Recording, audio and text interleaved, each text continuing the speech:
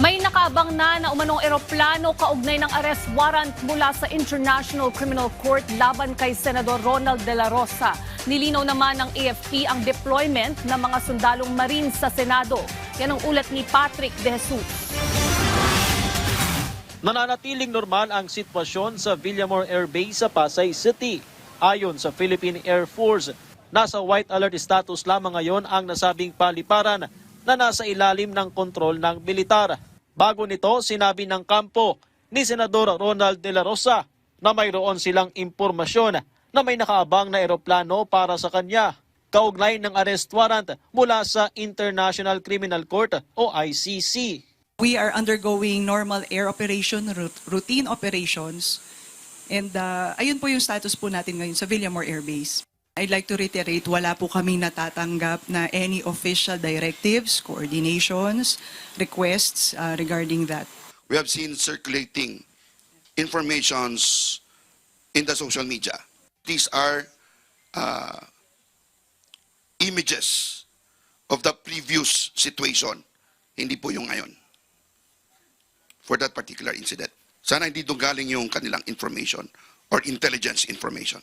Noong nakaraang taon, isang private jet na lumipad mula Villamor Air Base ang naghatid kay dating Pangulong Rodrigo Duterte patungong The Hague, Netherlands, matapos siyang arestuhin kaugnay ng mga kasong kinaharap sa ICC dahil sa madugong war on drugs.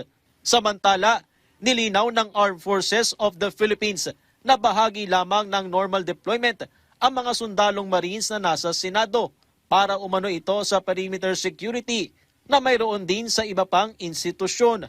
Over and above the Senate, we also have deployments in Malacanang Palace.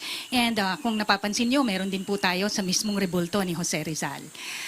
Ito po ay standard.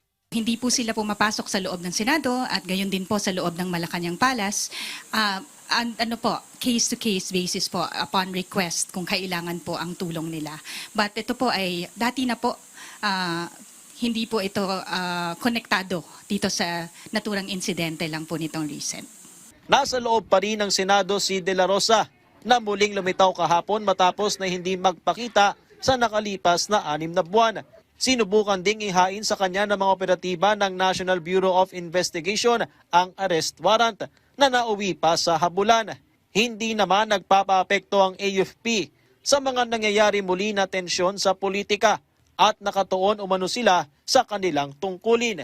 We do not participate in any partisan and political activities po, and we respect the function and process of all our democratic institutions. Patrick De Jesus para sa Pambansang TV sa Bagong Pilipinas.